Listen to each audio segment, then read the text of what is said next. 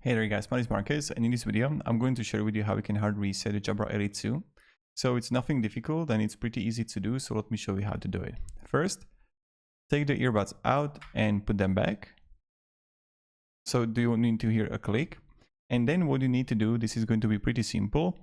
You need to hold both of the earbuds, and then I'll just increase the brightness so you see that, until they are going to like oblique together. So hold both together for about like 15 to 20 seconds.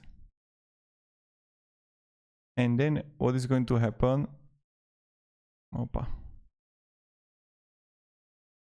So you want to hold both together and they should like start blinking together.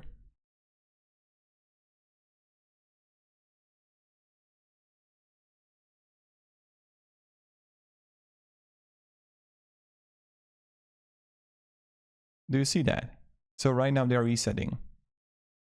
See? So this is how you're gonna solve it and how you can factory reset the Jabra Elite 2. Thank you very much for watching and have a great day and goodbye.